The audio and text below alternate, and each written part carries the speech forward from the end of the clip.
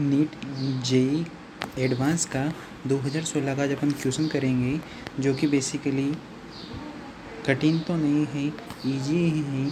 अपन को JEE advance का देख के घबराना नहीं है। इस क्वेश्चन को समझाने के लिए मैंने आपको एक डायग्राम खेल भी ले रखा है। आइए अपन समझते हैं क्वेश्चन को ध्यान से। ओके, तो पहले मैं एक बार क्वेश्चन को पढ़ दे रहा हूँ, उसके बाद मैं समझा दूँगा। An accident in a nuclear laboratory resulted in the deposition of certain amount of the radioactive material of half-life 18 days inside the laboratory. Test revealed that the radiation was 64 times more than the permissible level required for the safe operation in the laboratory.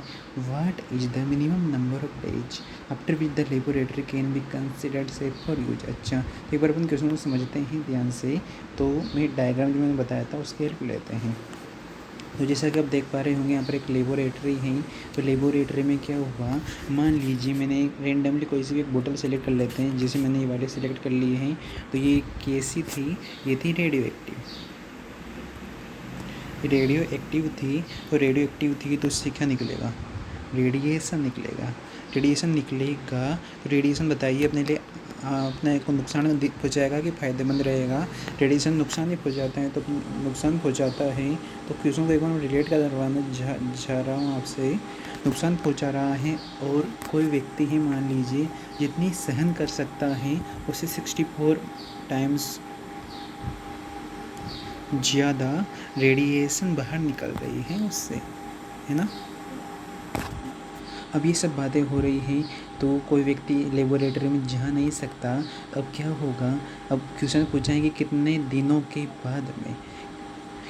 के बाद में कोई व्यक्ति उसमें काम पे जा सकता है। तो कई बार तो अपन सोचते हैं कि कभी भी नहीं जाना चाहिए यार, ऐसे जो हो रही हो तो। लेकिन मैं आपको एक बात बताऊं कि उसमें हाफ लाइफ भी दे रखा है, यानी कि कुछ मान लीजिए मटेरियल हैगा तो इसमें कुछ हाफ लाइफ मतलब आधा हो जाएगा तो कम रेडिएशन निकलेगी, और हाफ लाइफ आएगा तो और कम हो जाएगा तो और कम रेडिएशन निकलेगी। अब सोच रहे होंगे कि जो अमाउंट होता है, जैसे n अगर शुरू में होता है तो n0/2 यहाँ हो जाता है, वापस से n0/4 यहाँ हो जाएगा, फिर आगे चल के n0/8 यहाँ हो जाएगा। तो ये तो अमाउंट है। अमाउंट को अपन रेडिएशन से कैसे रिलेट कर सकते हैं, तो आइए मैं आपको समझाता हूँ। इसको मैं कैसे रिलेट कर रहा हूँ। अपन सभी गाँव के व्यक्ति हैं, तो अपन जानते हैं कि सर्दियों में जो अपन लकड़ी जला करके आग तापते हैं ना, ज़्यादा लकड़ियाँ रहती हैं तो बड़े मतलब उसमें से आग निकलती रहती हैं। धीरे धीरे क्या होगा, ये लकड़ियाँ मतलब जल जाएगी और कम रह जाएगी, तो कम मतलब उसमें आग निकलेगी। तो अपन और लकड़ियाँ लगाते हैं ताकि अपन ज़्यादा देर तक तापते रख सकें। यानी कि जो अमाउंट कम हो रहा है अगर लकड़ियों का, या फिर जल रही है लकड़ियाँ, तो उससे जो गर्मी निकल रही है कम होती जा रही है। इसी प्रकार से रेडियोएक्टिव मटेरियल में होता है कि वह कम रेडियोएक्टिव मटेरियल कम होता गया तो रेडिएशन बेसिकली कम होती ही जाएगी। तो एक ऐसा लेवल आ जाएगा धीरे धीरे घटता कि वह अपने सहन शक्ति में आ जावे। तो एक बार मैं आपको समझा देता हूँ। जैसे मान लीजिए मैं इनिशियल अमाउंट मान लेता हूँ 100, तो हाफ टाइम आएगा 50 रह जाएगा, और पर वापस हाफ टाइम आएगा 25 रह जाएगा, क्योंकि 50 इसका आधा यहाँ हो जाता है और 50 का आधा कितना होगा, 25 यहाँ रह जाएगा, और वापस हाफ टाइम आया तो मैं कह सकता हूँ 12:30 हो गया। अब आप एक बात यहाँ रिलेट करिए, 64 टाइम्स का मतलब क्या है। तो यहाँ पे समझिए आप, यहाँ 25 हैं, यहाँ पर 100 हैं।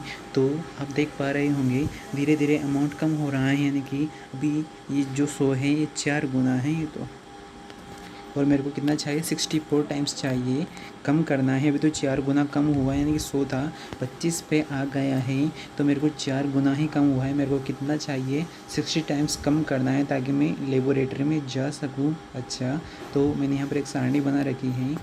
सबसे पहले 100 का 50, फिर 25, देन 12.5, देन 6.5, और 3.125, देन 1.65।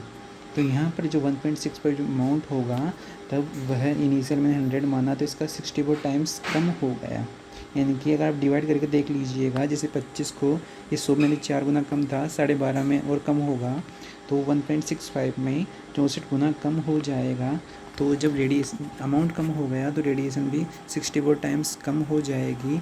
कम हो गई 64 टाइम्स, तो अपन वहाँ पर जा सकते हैं, यूज कर सकते हैं। तो टाइम देख लीजिए, एक टी हाफ ये रहा, दूसरा ये रहा, तीसरा टी हाफ ये रहा, चौथा ये रहा, पाँचवा और 6, यानी कि मेरे को लग जाएंगे 6 टी हाफ। और टी हाफ की वैल्यू कितनी दे रखी है, टी हाफ की वैल्यू कितनी दे रखी है, टी हाफ की वैल्यू दे रखी है 18 डेज, यानी कि टाइम जो होगा 6 टी हाफ होगा और टी हाफ की वैल्यू 18 डे दे रखी है, तो 18 चंग 108 डे हो जाएगा।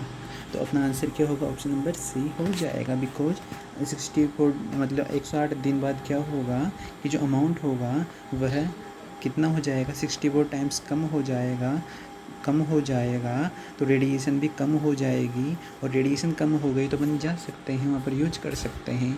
आई थिंक आपको क्लियर हो गया होगा। Thank you.